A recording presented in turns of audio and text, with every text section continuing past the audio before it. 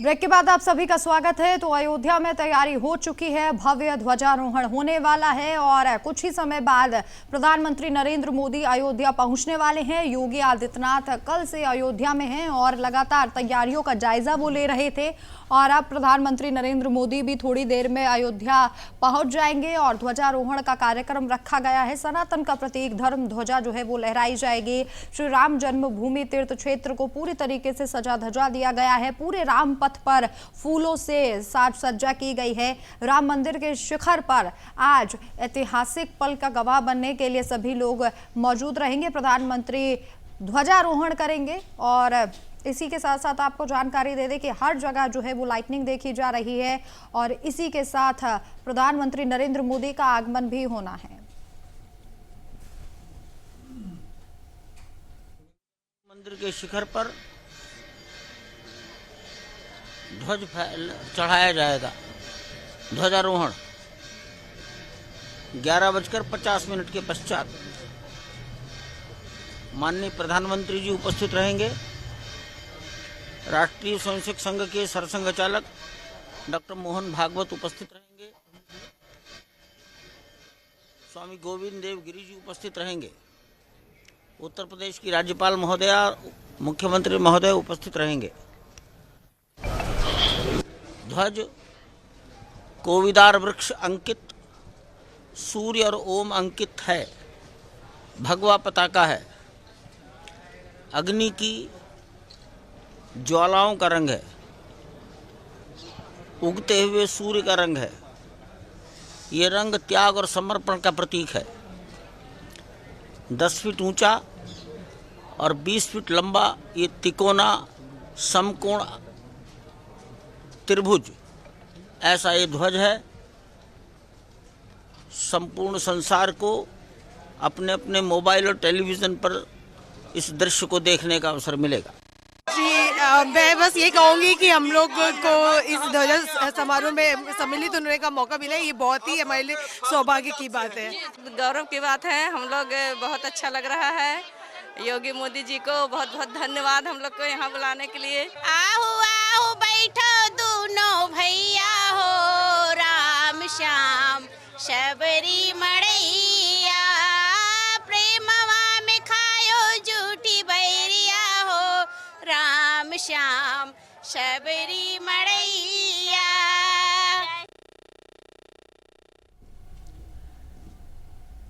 प्रधानमंत्री के आगमन को लेकर स्वागत की तैयारियां पूरी कर ली गई है। पारंपरिक कार्यक्रम भी रखे गए हैं और इसी के साथ साथ प्रधानमंत्री का आगमन जब होगा तो एक भव्य रोड शो भी होगा और जैसा कि जानकारी दी जा रही है कि 11:50 के बाद जो है वो ध्वजारोहण किया जाएगा और 48 मिनट की ये अवधि है। इसी मुहूर्त में श्री राम का जन्म भी हुआ था।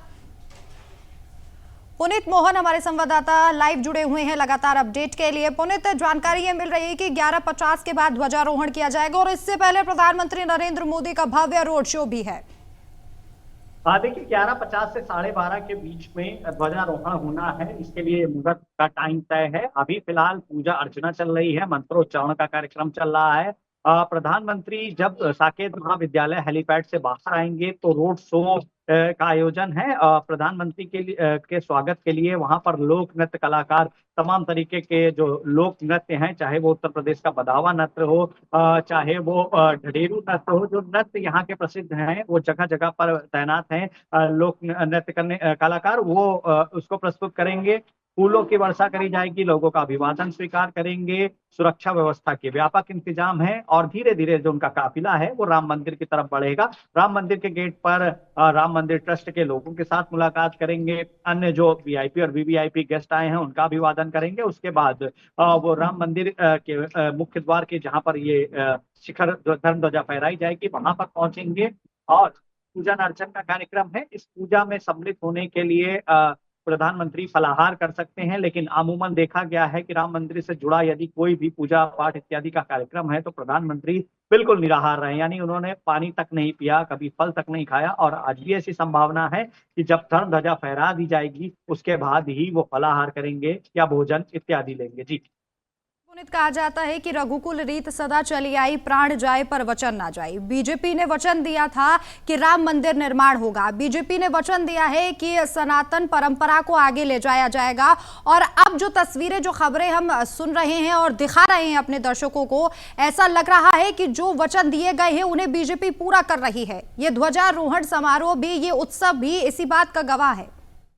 जी बिल्कुल, सनातन की परंपरा के अनुसार किसी मंदिर के शिखर पर धर्म ध्वजा तब लहराई जाती है जब उस मंदिर का कार्य पूरा हो जाता है। एक साफ मैसेज है उत्तर प्रदेश वासियों को, देशवासियों को, कि बीजेपी ने वादा किया था राम मंदिर बनाने का, राम मंदिर बन गया है और राम मंदिर पर मुख्य शिखर पर धर्म ध्वजा फहराई जाएगी, जिसकी ऊंचाई 10 फीट है और जो लंबाई है तिकोना है और 20 फीट है।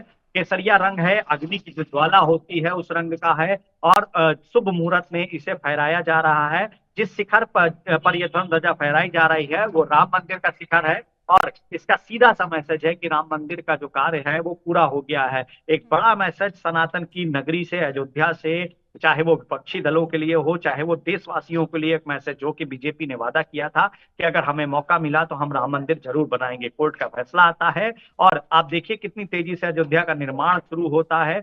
ऐसा नहीं है कि किसी भी वैदिक कार्यक्रम में जो विचार विमर्श ना किया गया हो या सनातन गुरुओं से या जो सनातन के प्रख्यात लोग हैं उनसे विचार विमर्श नहीं किया गया हो, उसके बाद ही निर्णय लिए जाते हैं। धर्म ध्वजा के लिए भी निर्णय विचार विमर्श के बाद दिया गया। इस पर केसरिया रंग है, कोविदार वृक्ष है, सूर्य अंकित है। ये अपने आप में एक बड़ा मैसेज बीजेपी देने का प्रयास कर रही है कि अयोध्या की नगरी से किया हुआ वादा भारतीय जनता पार्टी ने निभाया है। जी बिल्कुल, देखिए पुनीत, चूंकि आप मुहूर्त के बारे में जिक्र कर रहे थे तो ये कहा जा रहा है कि 48 मिनट की अवधि है और ये मुहूर्त वही है जिसमें भगवान श्री राम का जन्म हुआ था और उसी अवधि में ध्वजारोहण किया जाएगा। जी बिल्कुल, देखिए जो टाइमिंग रखी गई है वो भगवान की श्री राम का बताया जाता है कि इस वक्त जन्म हुआ था, उसी अवधि को रखा गया है। और धर्म ध्वजा से पहले लगभग पिछले 5 से 7 दिनों से पूजन अर्चन का कार्यक्रम चल रहा है, अनुष्ठान चल रहा है। विष्णु सहस्त्र नाम का पाठ हुआ, गणेश अथर्व स्तोत्र का पाठ हुआ है, हवन हुआ है। और अभी भी जब प्रधानमंत्री मोदी इस धर्म ध्वजा को फहराएंगे उससे पहले भी पूजन और अनुष्ठान का कार्यक्रम चल रहा है। जिस पिलर पे, जिस दंड पे ये धर्म ध्वजा फहरेगी उसका पूजन हो रहा है, भूमि पूजन किया जा रहा है, अनुष्ठान किया जा रहा है। प्रधानमंत्री धर्म ध्वजा फहराएंगे, हवन करेंगे, पूजन करेंगे और उसके बाद सीधे तौर पर एक जनसभा को भी संबोधित करेंगे। आप देखिए इस तरीके का ये पूरा कार्यक्रम आयोजित किया गया है। उत्तर प्रदेश सरकार के कई विभाग इसमें पूरी तरीके से लगे रहे। नगर विकास विभाग की अगर हम बात करें तो प्रमुख सचिव नगर विकास के नेतृत्व में नगर निगम टीम ने जो काम किया है वो काफी सराहनीय है और इस बात की सराहना खुद आरएसएस प्रमुख मोहन भागवत ने करी है, क्योंकि आसपास की जो रोड हैं उनको साफ किया गया है, फूलों से सजाया गया है। पूरी अयोध्या नगरी में आज सुगंधित फूलों की महक है और ये पूरा प्रयास नगर निगम का है। प्रमुख सचिव नगर विकास लगातार पिछले 1 महीने से विजिट कर रहे थे, कार्यों को देख रहे थे और आज जब अयोध्या की नगरी सज करके तैयार है तो इसकी जो छटा है वो देखते ही बनती है। दुल्हन की तरह से तैयार किया गया है। सुरक्षा व्यवस्था की अगर हम बात करें तो सुरक्षा एजेंसियों के साथ में यूपी पुलिस, इंटेलिजेंस और आईबी ने भी लगातार सुरक्षा व्यवस्था पर अपनी नजर बनाए रखी, इसे कड़ा किया। 7 चक्रीय प्रधानमंत्री की सुरक्षा का घेरा रहेगा। केवल अति विशिष्ट लोगों से जिनसे प्रधानमंत्री मिलेंगे उनको ही प्रधानमंत्री के पास जाने की अनुमति है, जिसमें से 8 से 10 लोग बताए जा रहे हैं। प्रधानमंत्री के साथ में मुख्यमंत्री रहेंगे, उत्तर प्रदेश की राज्यपाल मौजूद रहेंगी और तमाम अन्य वीआईपी और वीवीआईपी गेस्ट भी उस पूरे सर्कल में मौजूद रहेंगे। जी बिल्कुल, देखिए पुनीत, ये कार्यक्रम नहीं है, इसे एक उत्सव की तरह मनाया जा रहा है। ऐसा लग रहा है तस्वीरें जो हम देख रहे हैं और अपने दर्शकों को दिखा रहे हैं जैसे कि एक बार फिर से वो दीपावली वाली तस्वीर बनकर अयोध्या में सामने आ रही है। उत्सव लग रहा है, त्योहार लग रहा है, हर जगह लाइट्स नजर आ रही हैं, हर जगह जो पूरा रामपथ है उसको फूलों से सजा दिया गया है। तो ये महज कार्यक्रम नहीं है, ऐसा लग रहा है जैसे फिर से दीपावली मनाई जा रही है अयोध्या में।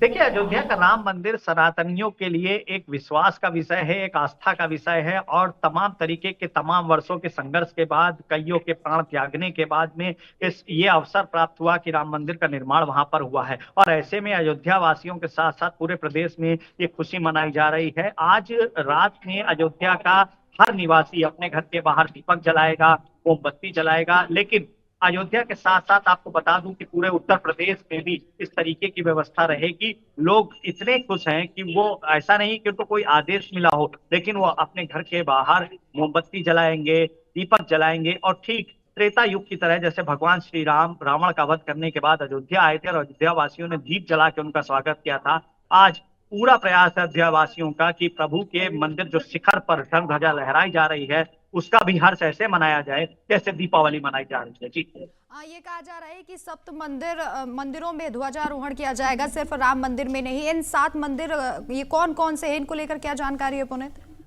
देखिए, परकोटे में जो अन्य मंदिर हैं वो भगवान शिव के हैं, माँ दुर्गा के हैं, सूर्य देव का मंदिर है और इसके अलावा रामायण में आपने जितने भी कैरेक्टर देखे हैं उन सबको इस मंदिर में स्थान दिया गया है। और जिस तरीके से राम मंदिर में मुख्य शिखर पर धर्म ध्वजा फहराई जा रही है, बाद में जो ये परकोटे के छोटे शिखर के मंदिर हैं इन पर भी धर्म ध्वजा फहराई जाएगी, लेकिन ये राम मंदिर ट्रस्ट के लोग स्वयं करेंगे। फिलहाल राम मंदिर में दर्शन पूजन के बाद में जो परकोटे में अन्य मंदिर विराजमान है उनका भी पूजन होगा। प्रधानमंत्री पूरे राम मंदिर के महत्व का भ्रमण भी करेंगे, जो कार्य अभी तक हुए हैं और जो कार्य होने बाकी हैं उसकी भी समीक्षा करेंगे। कल मोहन भागवत ने भी पूरे कार्यक्रम का रिव्यू किया, राम मंदिर के दर्शन किए और वो काफी खुश नजर आए व्यवस्थाओं को देख करके। राम मंदिर ट्रस्ट ने जिस तरीके से तैयारियां करी वो अविश्वसनीय है, अकल्पनीय है, क्योंकि इतने कम समय में इस तरीके की व्यवस्था करना और सुरक्षा व्यवस्था के साथ साथ तैयारियां पूरी करना ये अपने आप में एक बड़ा टास्क था। फिलहाल उत्तर प्रदेश सरकार ने इस टास्क को पूरा किया है और जो संघ प्रमुख हैं वो काफी खुश नजर आ रहे हैं और प्रधानमंत्री नरेंद्र मोदी के स्वागत की तैयारी में सभी लोग जुटे हुए हैं। जी बिल्कुल पुनीत, संघ प्रमुख मोहन भागवत भी पहुंचेंगे और वो भी इस ऐतिहासिक पल के गवाह बनेंगे। पुनीत, हमने देखा था जब राम मंदिर निर्माण के बाद जब लला को विराजमान किया गया तो फिल्मी हस्तियां वहां पर पहुंची थी, राजनीतिक हस्तियां वहां पर पहुंची थी। एक भावुक तस्वीर भी नजर आई थी जिसमें साध्वी रोती हुई नजर आ रही थी, क्योंकि उन्होंने बहुत स्ट्रगल किया, बहुत संघर्ष किया है राम मंदिर के लिए। उन्होंने ही नहीं, कई ऐसे नाम है जिन्हें अब दुनिया भुला भी चुकी है, उन्होंने भी राम मंदिर के लिए काफी संघर्ष किया था और अब एक पड़ाव और पार किया गया है जहां ध्वजारोहण किया जा रहा है। ऐसी और भी भावुक तस्वीर आज देखने को मिल सकती है।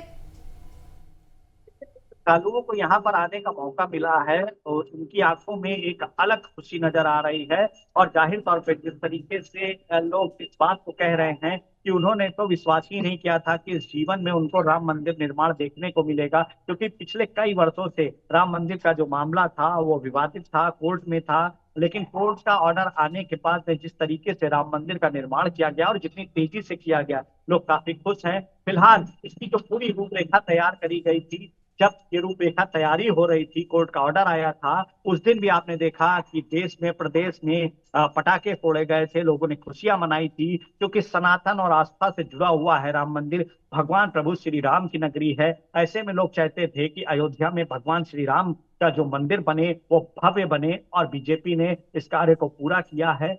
भव्य मंदिर का निर्माण किया गया है। लाखों श्रद्धालु महाकुंभ में भी देखिए आप, जो लोग कुंभ में दर्शन करने आते थे, स्नान करने आते थे, वो वाराणसी होते हुए अयोध्या जरूर आते थे, क्योंकि ऐसी मान्यता भी है कि महाकुंभ में स्नान करने के बाद अगर आप वाराणसी और अयोध्या दर्शन करते हैं तो आपके पुण्य कर्म बढ़ जाते हैं और जो आपका पुण्य कर्म का चक्र है वो पूरा होता है।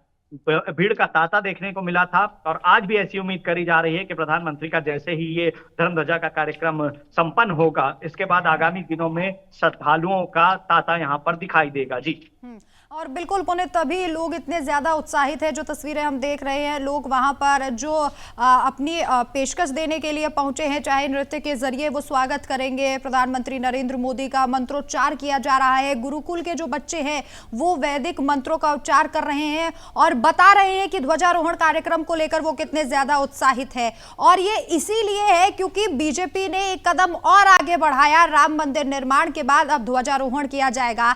इस ध्वज की अगर मैं बात कर लूं तो क्या विशेषताएं बताई जा रही हैं इस ध्वज की? देखिए, इस ध्वज का निर्माण अहमदाबाद के एक पैराशूट बनाने वाले विख्यात कंपनी ने किया है और ये पूरी तरीके से स्वदेशी है, यानी कि इसे हाथों से बनाया गया है। 10 फीट इसकी लंबान है और 20 फीट इसकी चौड़ान है, यानी कि तिकोनी जो लंबाई है वो 20 फीट है और जो लंबाई है वो 10 फीट है। इसमें सूर्य का चिन्ह अंकित है, कावीदार वृक्ष का चिन्ह अंकित है, केसरिया रंग है, अग्नि की जो ज्वाला होती है उसका रंग है। इसमें जो किनारे रेशम की कढ़ाई करी गई है वो भी हाथों से ही करी गई है और जिस धर्म ध्वजा ध्वजा जिस पिलर पर ये फहराएगी लगभग वो 700 टन का है, जिससे बिल्कुल जमीन पुनीत, देखिए कई विशेषता है इस ध्वज की, और इसी के साथ साथ ये दिन इसलिए भी विशेष है क्योंकि प्रधानमंत्री नरेंद्र मोदी के हाथों ध्वजारोहण किया जाएगा। बहुत बहुत शुक्रिया पुनीत तमाम जानकारी के लिए। चलिए यहाँ रुकेंगे एक छोटे से ब्रेक के लिए, लेकिन जल्द वापस लौटेंगे।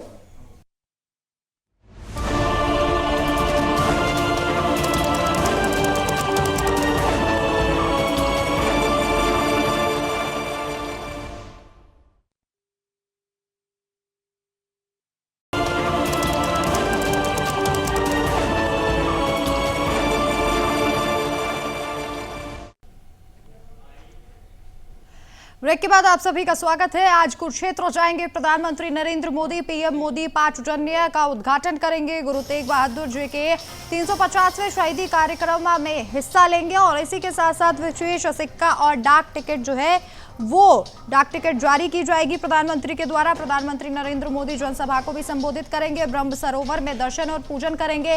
प्रधानमंत्री नरेंद्र मोदी का ये हरियाणा के कुरुक्षेत्र का दौरा है और यहाँ भगवान श्री कृष्ण के पवित्र शंख को समर्पित स्मारक पांचजन्य का उद्घाटन उनके द्वारा किया जाएगा। और प्रधानमंत्री कार्यालय के अनुसार पीएम मोदी अपने दौरे के दौरान महाभारत अनुभव केंद्र का भी अवलोकन करेंगे। यह केंद्र महाभारत के प्रमुख प्रसंगों को आधुनिक तकनीक के साथ प्रस्तुत करता है, जिससे वहां आने वाले लोगों को एक गहन आध्यात्मिक और सांस्कृतिक अनुभव मिलता है। इसके अलावा प्रधानमंत्री गुरु तेग बहादुर जी के 350वें शहीदी दिवस पर आयोजित विशेष कार्यक्रम में शामिल होंगे, जहां वे इस अवसर पर एक स्मारक सिक्का और डाक टिकट भी जारी करेंगे। ये कार्यक्रम 1 वर्ष तक चलने वाले राष्ट्रीय स्मरणोत्सव का हिस्सा है। प्रधानमंत्री कुरुक्षेत्र के पवित्र ब्रह्म सरोवर में दर्शन और पूजन भी करेंगे। तो प्रधानमंत्री नरेंद्र मोदी का कुरुक्षेत्र का दौरा है। हरियाणा के कुरुक्षेत्र पहुंचेंगे। ब्रह्म सरोवर में प्रधानमंत्री के द्वारा पूजा भी की जाएगी। कुरुक्षेत्र का दौरा है प्रधानमंत्री नरेंद्र मोदी का, अहम ये दौरा है और यहाँ पर पांचजन्य का उद्घाटन जो है किया जाएगा। ये पांचजन्य श्री कृष्ण के शंख से संबंधित है। गुरु तेग बहादुर जी के 350वें शहीदी कार्यक्रम में भी शामिल होने के लिए पहुंच रहे हैं और कई कार्यक्रम रहेंगे। विशेष सिक्का और डाक टिकट भी प्रधानमंत्री के द्वारा जारी किया जाएगा।